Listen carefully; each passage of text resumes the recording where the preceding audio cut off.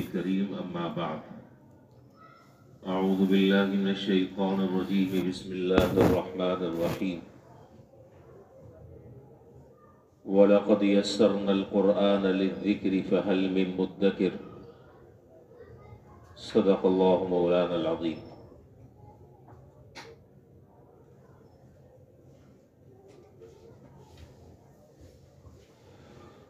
یہ رمضان المبارک کی پہلی مجلس ہے اور پہلا درس قرآن ہے. آج تو کچھ تمہیدی باتیں قرآن کریم کی اس آیت سے متعلق جو میں نے ابھی پڑھی ہے اس سے متعلق کچھ گزارشات عرض کرنی ہیں جو بنیادی اور اہم باتیں ہیں. یہ آیت قرآن کریم کے 27ویں پارے سورۃ القمر کی ہے. آیت کا میں پہلے ترجمہ کر دیتا ہوں پھر اس کے بعد انشاءاللہ بات کریں گے. اللہ تعالیٰ ارشاد فرما رہے ہیں وَلَقَدْ يَسَّرْنَا الْقُرْآنَ لِلذِّكْرِ فَهَلْ مِن مُدَّكِرٍ، اور البتہ تحقیق قرآن کریم کو ہم نے آسان کر دیا ذکر کے لیے. فَهَلْ مِن مُدَّكِرٍ، پس ہے کوئی ذکر کرنے والا؟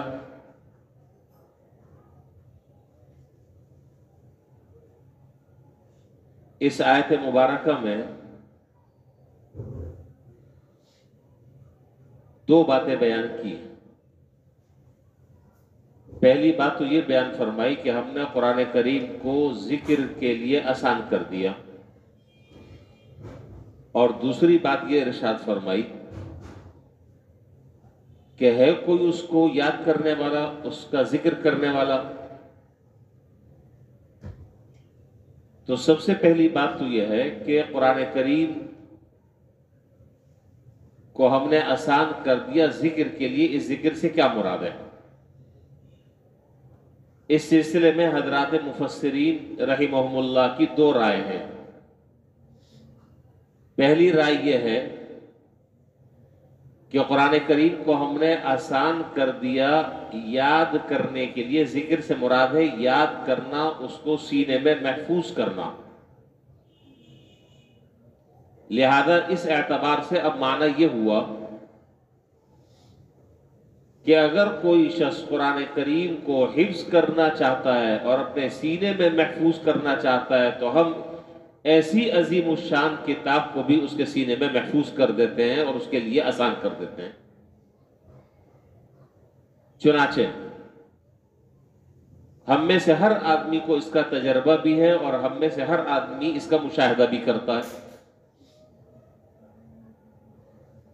اور وقتاً فوقتاً ہم اس کا مشاہدہ کرتے رہتے ہیں کہ 8-9 سال کی عمر کا بچہ بھی قرآن کریم حفظ کر لیتا ہے. دنیا کی کسی کتاب کو یہ اعزاز حاصل نہیں ہے ما سوائے قرآن کریم کے کہ چھوٹے سے چھوٹی عمر کا بچہ بھی قرآن کریم کو حفظ کر لیتا ہے. اور اللہ تعالیٰ اس قرآن کریم کی حفاظت ان چھوٹے چھوٹے معصوم بچوں کے سینوں میں محفوظ کرنے کے ذریعے بھی اللہ تعالیٰ اس قرآن کریم کی حفاظت کرتے ہیں. قرآن کریم کی حفاظت کے جہاں بہت سارے طریقے ہیں، ان میں سے ایک طریقہ جو اس وقت دنیا میں ہے وہ یہ ہے کہ اللہ تبارک و تعالیٰ نے اس کلام الہی کو سینوں میں محفوظ کر دیا ہے حافظ قرآن کے. دنیا کی کوئی کتاب اس کو یہ شرف حاصل نہیں ہے، کسی کتاب کو یہ اعزاز حاصل نہیں ہے، اور یہ اس کتاب ہی کا معجزہ اور اس کتاب ہی کا خاصہ ہے. اور یہ قرآن کریم کے منزل من اللہ ہونے کی ایک بہت زندہ جاوید مثال ہے اور زندہ جاوید معجزہ ہے. چنانچہ علماء نے لکھا کہ اللہ نہ کرے اللہ نہ کرے اللہ نہ کرے اگر دنیا سے قرآن کریم کے نسخے مٹا دیے جائیں، یا اللہ نہ کرے ناپید ہو جائیں قرآن کریم کے نسخے، قرآن کریم مل ہی نہیں رہا، تو چند بچے بھی مل کر تھوڑی دیر میں اس قرآن کریم کو دوبارہ لکھوا سکتے ہیں۔ اللہ تعالیٰ نے اس کتاب کو محفوظ کر دیا، سینے میں محفوظ کر دیا نا۔ یہاں سے کیسے یہ کتاب مٹائیں گے؟ یہاں سے کیسے ختم ہوگی؟ یہاں سے تو ختم نہیں ہو سکتی۔ تو چھوٹے چھوٹے بچوں کے دلوں میں اللہ تعالیٰ نے اس قرآن کریم کو محفوظ کر دیا ہے، اور انہوں نے اس کو یاد کر لیا، اور ہم نے اس کا یاد کرنا ان کے لیے آسان کر دیا ہے۔ اسی کا ایک اور پہلو بھی ہے۔ بہت سارے ایسے لوگ آپ کو ملیں گے، ہم نے بھی بہت سے لوگوں کو دیکھا ہے کہ بڑی عمر کے لوگ ہیں، یادداشت کمزور ہو چکی ہے، قوت حافظہ کمزور ہو چکا ہے، لیکن قرآن کریم کو حفظ اور یاد کرنے کا جو ایک جذبہ ان کے دل میں تھا، جو قرآن کریم سے ایک عقیدت اور محبت تھی، اور قرآن کریم کو یاد کرنے کا ایک شوق اور ذوق تھا، اللہ تبارک و تعالیٰ نے اس بڑی عمر کے لوگوں کو بھی قرآن کریم کا حفظ کرنا ان کے لیے بھی آسان کر دیا۔ حالانکہ عمر کے ساتھ ساتھ آدمی کا حافظہ کمزور ہوتا ہے۔ چھوٹی عمر کے جو بچے ہوتے ہیں ان کا حافظہ مضبوط ہوتا ہے، پھر آہستہ آہستہ آہستہ آہستہ آہستہ جیسے جیسے عمر جاتی ہے آدمی بہت ساری چیزیں بھول جاتا ہے، اور قرآن کریم کا معاملہ تو ویسے بہت حساس معاملہ ہے۔ تو بہرحال ایک مطلب تو اس کا میں نے عرض کیا کہ یہ ہے۔ چنانچہ ایک رپورٹ کے مطابق اس وقت دنیا میں قرآن کریم کے حافظ لوگوں کی جو تعداد ہے دنیا میں، اس کی تعداد 1.25 کروڑ کے قریب پہنچتی ہے۔ یہ میں ہوائی باتیں نہیں کر رہا، یہ تاریخی رپورٹ ہے۔ اور اس سال پاکستان میں جو سب سے بڑا مدارس کا جو بورڈ ہے وفاق المدارس العربیہ، پورے پاکستان کے وفاق المدارس العربیہ الگ ہے، وفاق المدارس سلفیہ الگ ہے، اہل تشیع کا وفاق الگ ہے۔ تو ہمارا جو بورڈ ہے وفاق المدارس العربیہ پاکستان کا، اس سال شعبان کے مہینے میں حافظ طلبہ اور طالبات نے جو امتحان دیا، ریکارڈ کے مطابق ان کی تعداد 1,08,403 ہے۔ 1,08,403 ہے۔ پھر یہ مدرسے میں جو حضرات چندے دیتے ہیں اور مدرسے میں جو پیسے دیتے ہیں، وہ کہتے ہیں کہ جی ہمارے چندے اور ہمارے پیسوں کا مصرف کیا ہے، یہ پیسے کہاں لگائے؟ یہ ہے پروڈکٹ جو ہم قوم کو، ملک کو ہم تیار کر کر دے رہے ہیں۔ یہ 1,08,403 حفاظ کا تحفہ، یہ ہیں آپ کے پیسے، یہ جو آپ نے پیسے دیے یہ مدارس کی پروڈکٹ ہے، یہ مال تیار کیا ہے قوم کو اور ملک کو، یہ تحفہ، یہ عظیم گراں قدر تحفہ دیا ہے، یہ ہے ہماری کارکردگی۔ تو بہرحال ایک تو مطلب اس کا یہ ہے۔ دوسرا مطلب اس کا یہ ہے جو مفسرین نے ذکر کیا ہے کہ یہاں پر وَلَقَدْ يَسَّرْنَا الْقُرْآنَ لِلذِّكْرِ سے مراد جو ہے وہ یاد نہیں، بلکہ دونوں معنی مراد ہو سکتے ہیں۔ دوسرا مطلب یہ ہے کہ اس سے مراد یہ ہے کہ اگر کوئی آدمی قرآن کریم کو سمجھنا چاہتا ہے تو ہم نے اس کے لیے اس قرآن کریم کو آسان کر دیا۔ قرآن کریم کو اگر کوئی سمجھنا چاہتا ہے تو اس سمجھنے کے لیے ہم نے اس کو آسان کر دیا۔ دیکھیے بات اصل میں یہ ہے، ہمارا اور آپ کا یہ عقیدہ ہے کہ قرآن کریم جو ہے وہ اللہ تعالیٰ کی کتاب ہے، آخری کتاب ہے، عظیم الشان کتاب ہے، اور یہ قرآن اللہ کا کلام ہے جو اللہ کی ذات سے نکلا ہے۔ اور یہ قرآن کریم میرے لیے اترا ہے۔ جب یہ بات بطور عقیدے کے ہمارے ذہن میں بیٹھ جائے تو پھر اس کا لازمی تقاضا یہ ہے کہ ہم اپنے اللہ کے اس پیغام کو سمجھنے کی کوشش کریں۔ یہ کتنی عجیب بات ہے کہ قرآن کریم میری ہدایت کے لیے اللہ تعالیٰ نے اتارا ہے۔ زندگی کی رہنمائی کے لیے قرآن کریم اللہ تعالیٰ نے میرے لیے اتارا ہے۔ قرآن کریم میں اللہ تعالیٰ اپنے بندوں سے مخاطب ہیں، اور الگ الگ انداز تخاطب اللہ تعالیٰ نے قرآن کریم میں بیان کیا ہے۔ لیکن آج ہم قرآن کریم سے ہم نے اپنا رشتہ اتنا توڑ لیا ہے اور اپنا تعلق اتنا دور کر لیا ہے کہ آج میں اپنے اس رب کے کلام کی منشا کو سمجھنے سے قاصر اور عاجز ہوں۔ مجھے نہیں معلوم، میں بہت درد دل کے ساتھ بات عرض کر رہا ہوں، مجھے بالکل نہیں معلوم کہ یہ قرآن مجھ سے کیا مطالبہ کر رہا ہے، یہ قرآن مجھ سے کیا کہہ رہا ہے، کیا کہنا چاہتا ہے، مجھے نہیں معلوم۔ زیادہ سے زیادہ میں یہ کر لیتا ہوں کہ کبھی کبھار قرآن کی تلاوت کر لیتا ہوں، کبھی کبھار، اور ہر آدمی بھی نہیں کرتا۔ اس سے آگے کے جو اسٹیپ ہیں، اس سے آگے کے جو مراحل ہیں، میں اس سے قاصر اور عاجز ہوں۔ آپ مجھے بتائیے، کیا یہ اس قرآن کریم کے ساتھ ناانصافی نہیں ہے؟ کیا یہ قرآن کریم کا یہی حق ہے جو ہم ادا کر رہے ہیں؟ کیا مرنے کے بعد ہمیں اللہ تبارک و تعالیٰ کے ہاں اس بات کا جواب نہیں دینا ہے؟ اور اگر جواب دینا ہے تو ہم نے کوئی عذر تلاش کر کے رکھا ہے کہ میں اللہ تعالیٰ کو یہ کہہ کر میں مطمئن کر دوں گا؟ اگر اللہ تعالیٰ کا یہ سوال آخرت میں ہو، اور ہوگا، یہ سوال آخرت میں مجھ سے بھی ہوگا اور آپ سے بھی ہوگا کہ ہم نے قرآن کریم کو جو اپنے نبی کے ذریعے نازل فرمایا اور وہ قرآن کریم دنیا میں اتارا، تم اس قرآن کی تلاوت کرتے تھے، کیا آج تک تم نے میری منشا اور میری مراد اور میں جو بات کہنا چاہتا تھا قرآن کریم میں جو میں نے کہی ہے، اس کو تم نے سمجھنے کی کوشش کی؟ تو ظاہر ہے کہ میرا اور آپ کا جواب یہ ہوگا کہ جی ہم نے سمجھنے کی اس کی کوشش نہیں کی۔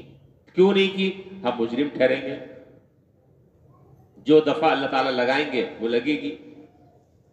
تو اس لیے بھائی میری درخواست یہ ہے کہ یہ جو قرآن کریم اللہ تبارک و تعالیٰ نے ہم پر نازل، حضور اکرم صلی اللہ علیہ وسلم پر نازل کیا اور آپ نے دنیا تک کے پہنچایا، اور آج وہ میرے سامنے کتابوں میں اور صحیفوں کی شکل میں موجود ہے، تو ہم اپنی ہماری زندگی کے جو مقاصد ہیں، ان مقاصد میں ایک بہت بڑا مقصد ہمیں سامنے یہ رکھنا چاہیے کہ مجھے زندگی میں قرآن کریم کو جی بول دیں سمجھنا ہے، مجھے زندگی میں قرآن کریم کو سمجھنا ہے۔ میں بہت زیادہ لمبی چوڑی میں بات نہیں کر رہا، بہت مختصر سی بات کر رہا ہوں۔ رمضان کا پہلا روزہ ہے، پہلا دن ہے، نیت صحیح کر لیں، اپنی نیت درست کر لیں، اس بات کا عزم اور ارادہ کر لیں، میں ایک رکوع یا آدھا رکوع روزانہ میں قرآن کریم کو ترجمے کے ساتھ پڑھوں گا اور اس کا مطلب سمجھوں گا انشاءاللہ۔ یہ ارادہ کر لیں۔ تلاوت آدھا رکوع کی تلاوت نہیں، تلاوت تو بہت زیادہ ہے۔ روزانہ کی بنیاد پر میں قرآن کریم کا آدھا رکوع یا ایک رکوع قرآن کریم کا میں ترجمہ پڑھوں گا اور قرآن کریم کو میں سمجھوں گا۔ اب جب ہم یہ بات کہتے ہیں تو اس پر پھر لوگ ہم سے یہ پوچھتے ہیں کہ جی قرآن کریم کے ترجمے تو بہت سارے لوگوں نے لکھے ہیں، تو بہتر سب سے اس وقت جو ترجمہ سب سے زیادہ آسان، عام فہم اور جامع ترجمہ ہے، وہ حضرت شیخ الاسلام حضرت مولانا مفتی محمد تقی عثمانی صاحب دامت برکاتہم کا ترجمہ ہے، جس کا نام ہے آسان ترجمہ قرآن۔ اور اگر آپ اس سے زیادہ ڈیٹیل میں جانا چاہتے ہیں تو پھر حضرت مفتی شفیع صاحب رحمۃ اللہ علیہ کی تفسیر معرف القرآن ہے۔ اور آپ آگے ڈیٹیل میں جانا چاہتے ہیں، سینکڑوں کتابیں آپ کو مل جائیں گی اور آپ کی رہنمائی۔ لیکن ابھی تو میں پہلا جو سبق آپ کو میں دے رہا ہوں وہ یہ دے رہا ہوں کہ کم از کم ایک رکوع کا ترجمہ ہمیں روزانہ پڑھنا ہے، اور جو سمجھ میں نہ آئے وہ کسی اہل علم سے، آپ جس پر آپ کو اعتماد ہو، کسی اہل علم سے آپ ان سے پوچھ لیں کہ جی آیت کا یہ مطلب لکھا ہوا ہے، یہ ترجمہ لکھا ہے، میرے سمجھ میں نہیں آ رہا، انشاءاللہ وہ آپ کو سمجھا دیں گے۔ اگر میں نے یہ قدم اٹھا لیا اپنی عملی زندگی میں اور قرآن کریم کو سمجھنے کی میں نے کوشش کر دی، اللہ تعالیٰ نے چاہا انشاءاللہ جتنی بھی زندگی ہوگی ہم کم سے کم قرآن کریم کو نہ سمجھنے کا گناہ لے کر قبر میں نہیں جائیں گے۔ اللہ تعالیٰ نے چاہا انشاءاللہ ہم اپنی زندگی میں آغاز کر چکے ہوں گے، ہم اپنی زندگی میں آغاز کر چکے ہوں گے قرآن کریم کو سمجھنے کا۔ لہذا اس بات کا اہتمام جو ہے وہ رمضان سے ہی کریں، رمضان کے بعد نہیں، اچھے کام کا آغاز رمضان سے کریں۔ جب اچھے کام کا آغاز رمضان سے کریں گے تو انشاءاللہ اختتام بھی اچھا ہوگا، اللہ نے چاہا۔ ابتدا اچھی تو انتہا بھی اچھی۔ تو ایک بات تو یہ ہے کہ قرآن کریم کو ہمیں سمجھنا چاہیے۔ دوسری بات یہاں پر مجھے یہ عرض کرنی ہے کہ قرآن کریم کو سمجھنے کا پہلا حق کیا ہے؟ قرآن کریم کا پہلا حق یہ ہے کہ اس کو سمجھ کر پڑھا جائے۔ دیکھیے، پیغام سمجھنے والے کے مقصد سے انسان کو جب آگاہی حاصل ہوتی ہے تو اس کی طرف آدمی کا ذوق بڑھتا ہے۔ پیغام چاہے وہ کسی دوست کا ہو، وہ کسی دفتر کا ہو، وہ کوئی عدالتی سمن ہو، اگر آپ وہ زبان نہیں جانتے جس زبان میں وہ لیٹر اور وہ خط اور وہ مکتوب آپ کے پاس آیا ہے، میں بات بہت صاف صاف کر رہا ہوں، اگر وہ زبان آپ نہیں جانتے جس زبان میں عدالت سے آپ کے پاس سمن آیا ہے، جس دوست کا یا دشمن کا آپ کے پاس خط آیا ہے، جس ادارے سے کوئی لیٹر یا نوٹیفیکیشن نکلا ہے، اگر آپ اور ہے بھی آپ کے نام پر، اگر آپ وہ زبان نہیں جانتے تو آپ مجھے انصاف سے بتائیے، مسجد میں بیٹھے ہیں، کیا آپ اس تحریر کو اور اس مکتوب کو اور اس خط کو کیا آپ نظر انداز کر دیتے یہ کہہ کر کہ جی میں تو یہ زبان میں نہیں جانتا، یہ تو فارسی میں لکھا ہوا ہے، پشتو میں لکھا ہے تو میں تو پشتو نہیں جانتا، یہ تو انگریزی میں لکھا ہے میں تو انگریزی نہیں جانتا؟ ایسا کرتے ہیں؟ جی کیا کرتے ہیں؟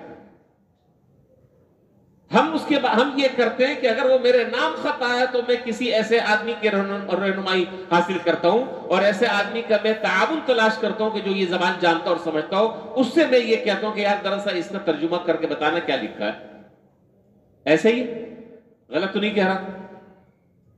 تو جب ہم دنیا کی کسی ادارے کا جب ہمارے پاس کوئی لیٹر اور خط آتا ہے اور وہ زبان میں نہیں جانتا تو میں اس کو ایک طرف نہیں کر دیتا، بلکہ میں اس کا ترجمہ کسی سے کرواتا ہوں، کروا کر میں اس خط لکھنے والے کے مدعا کو سمجھنے کی کوشش کرتا ہوں۔ تو آپ مجھے بتائیں کہ اگر آج میں قرآن کریم کو یہ کہہ کر نظر انداز کر دوں اور قرآن کریم کو سمجھنے کے لیے میں یہ عذر پیش کر دوں کہ جی اس کی زبان تو عربی ہے اور من عربی نمیدانی، میں تو عربی نہیں جانتا،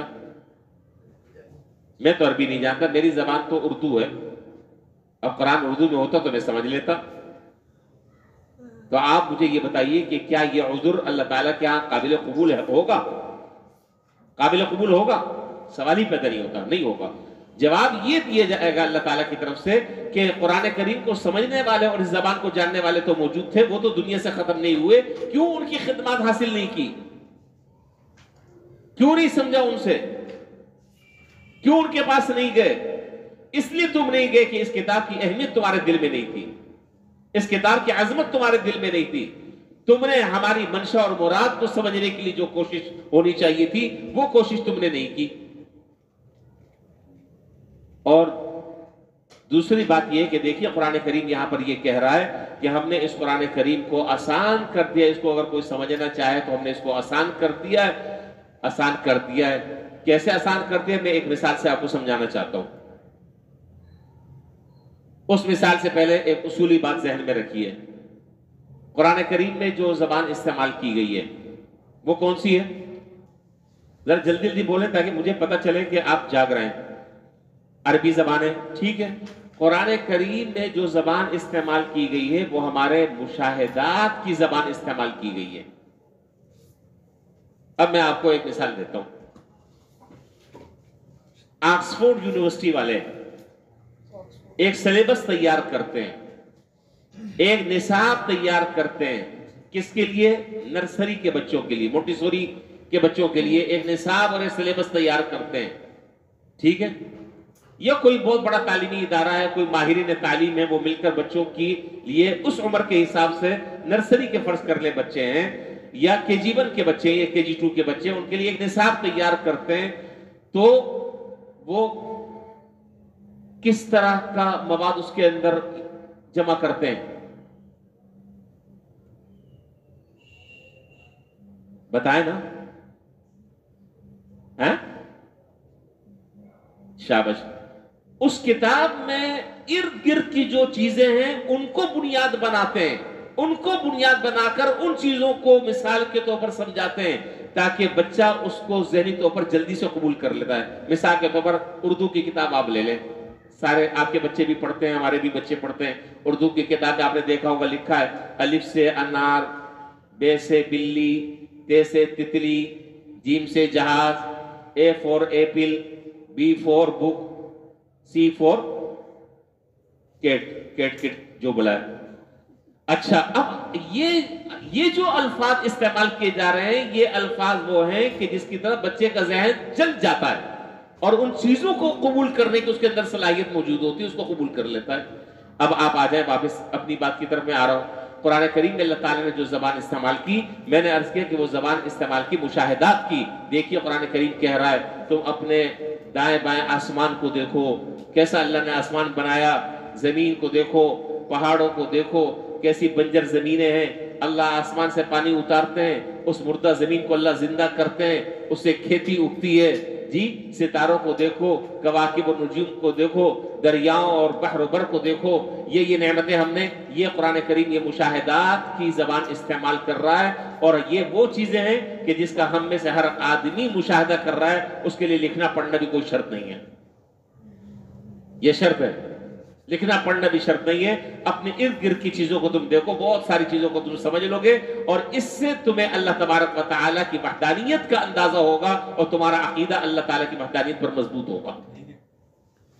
تو قرآن کریم جو ہے وہ مشکل نہیں ہے، قرآن کریم کو اللہ تعالیٰ نے بہت آسان کیا ہے۔ بس صرف شرط اتنی ہے، میں یہاں دو باتیں مختصر سی، میں نے کہیں وقت بھی دیا ہوا ہے، مجھے پہنچنا ہے، بس مختصر سی 5 منٹ میں باتوں کو میں سمیٹ رہا ہوں۔ دو باتیں یہاں پر میں ذکر کرنا چاہوں گا۔ ایک بات تو یہ کہ جب ہم یہ بات کہتے ہیں کہ قرآن کریم کو سمجھو اور قرآن کریم کو سمجھ کر پڑھو، تو دو غلط فہمیاں ہمارے ہاں عام طور پر پائی جاتی ہیں۔ ایک غلط فہمی یہ پائی جاتی ہے کہ بعض ایک طبقہ وہ ہے جو یہ کہتا ہے کہ قرآن کریم کو سمجھنا جی ہمارے بس کی بات نہیں ہے، قرآن کریم کو سمجھنا ہمارے بس کی بات نہیں ہے۔ کیوں بس کی بات نہیں ہے بھائی؟ وہ کہتے ہیں کہ قرآن کریم کو جو سمجھنا ہے یہ تو عالم لوگوں کا کام ہے، قرآن کریم کو سمجھنے کے لیے جس علوم کی ضرورت ہے ہم اس سے نا آشنا ہیں، ہم اس سے نا واقف ہیں۔ یہ بات بھی غلط ہے، یہ بات بھی غلط ہے۔ دوسری مشکل یہ ہے کہ اگر کوئی آدمی جو تھوڑی بہت عربی زبان جانتا ہو، تھوڑے بہت گرامر جانتا ہو، تھوڑی بہت چیزوں کی اس کو ہوا لگی ہو، اب یہاں مشکل یہ پیش آتی ہے کہ وہ اپنے آپ کو قرآن کریم کو سمجھنے کا اتھارٹی سمجھ لیتا ہے۔ یہ ایک مشکل یہ پیش آتی ہے، اپنے آپ کو وہ اتھارٹی کے طور پر اب دنیا کے سامنے پیش کرتا ہے اور وہ یہ کہتا ہے کہ میں جو قرآن کی تشریح کر رہا ہوں وہ تشریح معتبر ہے، باقی ساری تشریح ہے غلط ہے۔ تو نہ پہلی والی بات درست ہے نہ دوسری والی بات درست ہے۔ دیکھیے دو چیزیں ہیں، ایک ہے قرآن کریم کو سمجھنا اور ایک ہے قرآن کریم کو سمجھانا، دونوں چیزیں الگ الگ ہیں۔ ایک ہے قرآن کریم میں جو اللہ تعالیٰ مضامین بیان کر رہے ہیں اس کا نفس مفہوم سمجھنا، یہ بالکل الگ چیز ہے، اور ایک یہ کہ آپ کو اس کی تشریح کی اتھارٹی دے دی جائے، اس کے لیے شریعت نے بہت سارے کڑے شرائط رکھے ہیں، اس میں شریعت نے کڑے شرائط رکھے، وہ ہر آدمی کو وہ اختیار نہیں دیا ہے، وہ اتھارٹی نہیں دی ہے کہ تم اپنی مرضی سے جو چاہو قرآن کریم کی آیت کا ترجمہ کر دو، تم قرآن کریم کی آیت کا جو چاہو مطلب بیان کر دو۔ نہیں، جگہ جگہ چوکیدار مقرر کر دیے ہیں، نہیں چلنے دیں گے آگے۔ ایک ہے موٹی موٹی چیزوں کو سمجھنا، اللہ تعالیٰ نے میرے لیے کیا حلال کیا ہے، کیا حرام کیا ہے، کیا کام مجھے کرنا ہے، کیا کام مجھے نہیں کرنا ہے، کس جرم کی سزا اللہ تعالیٰ نے قرآن کریم میں کیا بیان کی ہے، کتنے اللہ تعالیٰ نے میرے ذمہ حقوق عائد کیے ہیں، ماں باپ کے کیا حقوق ہیں، رشتہ داروں کے کیا حقوق ہیں، غریبوں کا کس طرح خیال کرنا ہے، صدقہ اور خیرات اور زکوٰۃ وغیرہ، اس کو سمجھنے کے لیے آپ کو کسی عالم کی ضرورت نہیں ہے۔ ہاں اس کی جو ذیلی تفصیلات ہیں اس میں تو آپ کو ضرورت پڑ سکتی ہے، لیکن نفس مضمون کو سمجھنے کے لیے آپ کو کسی کے پاس جانے کی ضرورت نہیں ہے۔ بات تو بہت لمبی ہے، بہت تفصیلی بات ہے، میں بس آج تو صرف تمہیدی بات جو مجھے آج عرض کرنی تھی وہ صرف اتنی بات عرض کرنی تھی کہ قرآن کریم جو ہے وہ اللہ تعالیٰ کی کتاب ہے، قرآن کریم اللہ تعالیٰ کا کلام ہے، اور یہ میرے لیے اور آپ کے لیے اترا ہے، اور اس قرآن کریم کو سمجھنا میری زندگی کی اولین ترجیح۔ غلط تو نہیں کہہ رہا میں؟ میرے جہاں زندگی میں بہت سی ترجیحات ہیں، ان ترجیحات میں ایک سب سے اولا اور سب سے مقدم ترجیح جو ہے وہ قرآن کریم کو سمجھنا ہے۔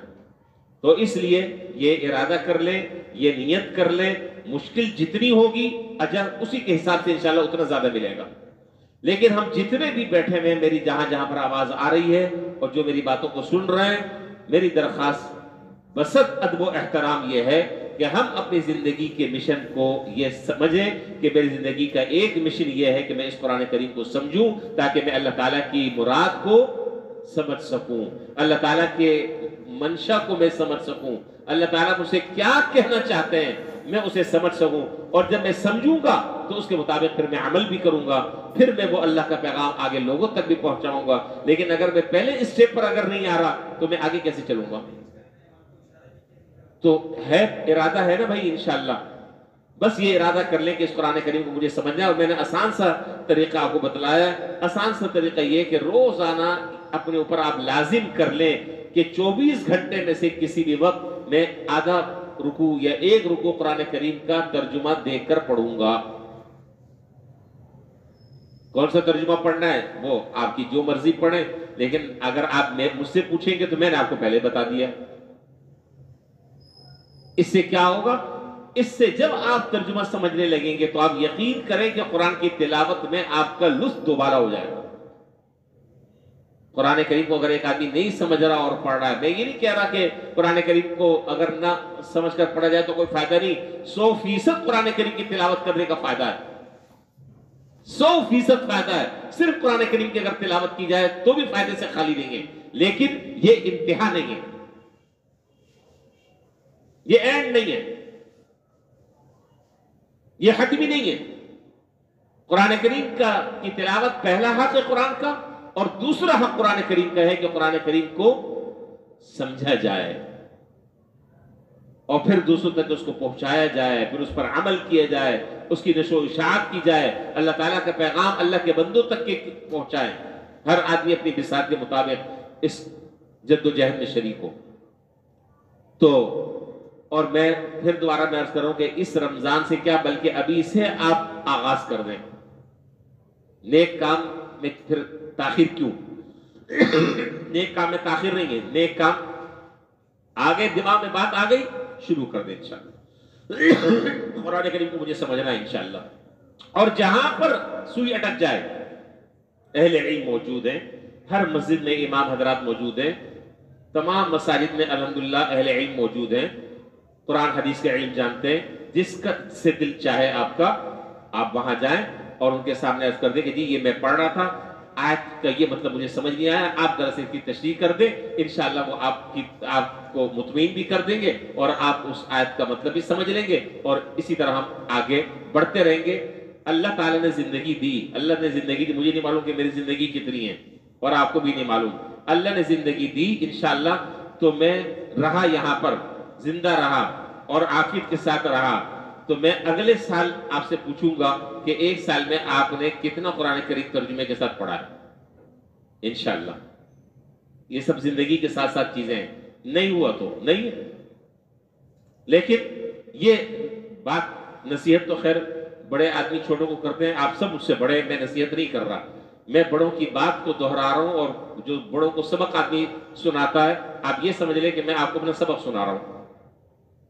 آپ سب بڑے ہیں اور سب جانتے ہیں ماشاءاللہ، سب پڑھے لکھے ہیں، قابل احترام ہیں، تو اس لیے آج سے ہم وہ وقت جو ہوٹلوں پہ گزار رہے ہیں، ہم وہ وقت جو باہر روڈوں پر میچ دیکھنے میں گزار رہے ہیں، طرح طرح کے لغویات میں، کم سے کم رمضان میں تو میں قرآن کو سمجھنے کی کوشش کروں نا۔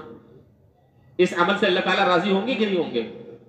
نہیں بتا رہے، نہیں ہوں گے، اللہ تعالیٰ راضی ہوں گے انشاءاللہ، اور اللہ تعالیٰ ہمارے نامہ اعمال میں لکھ دیں گے کہ اس بندے نے قرآن کریم کو سمجھنے کی کوشش شروع کر دی، میٹر چلنا شروع ہو گیا، اب آخر تک جب شروع ہو گیا تو آخر تک بھی اللہ تعالیٰ انشاءاللہ آپ کو پہنچا دے گا۔ بس یہ تو آج تمہیدی مختصر سی باتیں تھی۔ ہفتہ اور اتوار 2 دن انشاءاللہ درس ہوگا، اور میں نے آپ کو یہ بات معلوم ہے کہ ہر رمضان میں منتخب صورتوں کا درس دیتا ہوں، یعنی روزانہ ہمارا جو درس قرآن فجر کے بعد ہوتا ہے، جو حضرات بیٹھتے ہیں ان کو معلوم ہے کہ روزانہ ترتیب سے ہم قرآن کریم، اب یہ ہم نے یہ 24 سالوں میں تقریباً ہمارا تیسرا قرآن کریم انشاءاللہ ختم ہو رہا ہے، اور رمضان سے 2-4 دن پہلے ہم نے 29واں پارہ ختم کر لیا ہے۔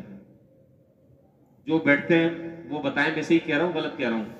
سورہ مرسلات ہم نے ختم کر لی ہے، اور اللہ تعالیٰ نے چاہا تو انشاءاللہ عید کے بعد ہم اما پارہ شروع کریں گے، آخری پارہ۔ تو تقریباً یہ سمجھے کہ 24-24.5 سال ہو گئے، اور یہ تیسرا دور جو ہے وہ میرا ختم ہو رہا ہے انشاءاللہ۔ تو اس مرتبہ رمضان میں میری نیت یہ ہے اور میرا ارادہ یہ ہے کہ ہم سورہ طلاق شروع کریں گے انشاءاللہ۔ کون سی؟ سورۃ الطلاق، 28ویں پارے میں اس نے بہت سارے معاشرتی، طلاق کے، عدت کے اور بہت سارے اہم مسائل اس کے اندر ہیں، اور ابھی ہم نے درس میں بھی ختم کیے۔ تو میرا ارادہ یہی ہے کہ انشاءاللہ اگلے ہفتے سے اللہ نے زندگی دی تو سورۃ الطلاق ہم انشاءاللہ شروع کریں گے۔ اس لیے پوری دلچسپی کے ساتھ، پورے ذوق اور شوق کے ساتھ آپ کو اس میں انشاءاللہ شرکت کرنی ہے۔ اللہ نے چاہے انشاءاللہ فائدہ بھی ہوگا، اور قرآن کریم کو سمجھنے اور سمجھانے کا جو ایک موقع ہے اس سے انشاءاللہ ہم فائدہ اٹھائیں گے۔ اللہ تعالی ہمیں اس پر عمل کرنے کی توفیق عطا فرمائے۔ وآخر دعوانا الحمدللہ رب العالمین۔